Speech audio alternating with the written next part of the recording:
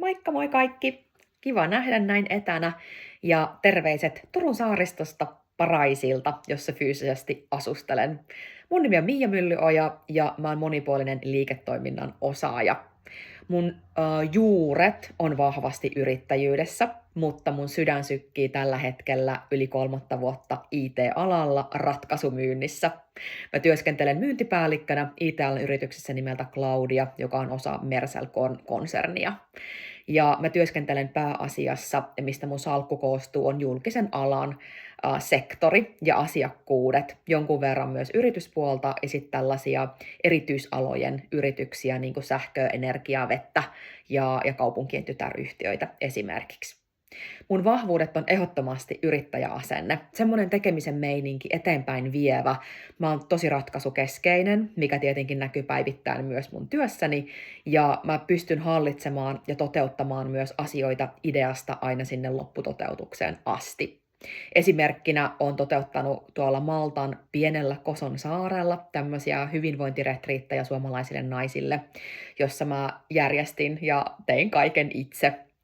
Eli tuotin koko tapahtuman, hoidin logistiikan, lennot, kuljetukset, taksit, vuokrasin sieltä tämmöisen ison huvilan, hoidin meille yksityiskokin, organisoin kaikki retket siellä retriiteillä ja sitten vielä ohjasin itse sisällöntuotantona kaikki mahdolliset jooga- ja tanssitunnit siellä myöskin retriiteillä. Jos ajatellaan, en ehkä tykkää niin heikkouksista, niin kuin sanana, että sanoisin haasteena, tulee ehkä tuot vahvuuksien kautta se tekeminen, eli kun mä oon tottunut tekemään tosi paljon itse asioita, ottamaan selvää, viemään asioita eteenpäin, niin se asioiden delegointi. Ja se, että osaa ja pystyy myös luottaa asiantuntijaorganisaatiossa myös niin kuin muihin ja antaa niitä tehtäviä muille, ettei tarvitse tehdä kaikkea itse. Eli meillä on kansainvälinen organisaatio, jossa meidän työkielenä on myöskin englanti sitten tällä hetkellä. Yksi syy, miksi mä haen tähän koulutukseen, on ehdottomasti se, että se tukee mun ammatillista osaamista ja ammatillisia tavoitteita tosi vahvasti. Eli koska mä teen julkisen sektorin kanssa töitä, niin siellä tarvitaan semmoista tosi vahvaa syvällistä ymmärrystä prosesseista, digitalisaatiosta ja tavallaan se, että tästä koulutuksesta mä uskoisin, että mä saisin tosi vahvasti lisää myös osaamista ja semmoista niin kuin syventää sitä omaa asiantuntijuutta nimenomaan niin kuin näillä alueilla. Ja myös mun yksi haave on ehkä tulevaisuudessa työskennellä julkisella sektorilla, niin tavallaan se, että sitten tässä on myös tämmöinen oma tausta-ajatus. ja jos me ajatellaan ehkä sitten erilaisia liike-elämän taitoja, että on suullista ja kirjallista, ja toi suullinen taito varmasti myös tulee siitä, eli kun mä teen tosiaan myyntipäällikkönä töitä, ja mun asiakkuuksissa on yleensä yhteistyöhenkilöinä on talouspäälliköitä, kunnanjohtajia, hankintapäälliköitä, niin heidän kanssaan täytyy olla hyvin vakuuttava yleensä niin kun esiintyy ja on asiakkaan kanssa tekemisissä.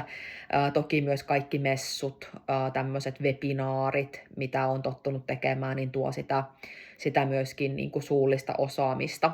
Ja olen tehnyt tietenkin tapahtumia ja mä oon myös juontanut tapahtumia muun muassa Turun Stockmannilla, niin tavallaan sitä kautta tulee se semmoinen, että mua ei ahista olla niin kuin ihmisten edessä tai puhua asiantuntijana ihmisten edessä. Tai mä en pelkää virheitä ehkä tämän tyyppisissä asioissa.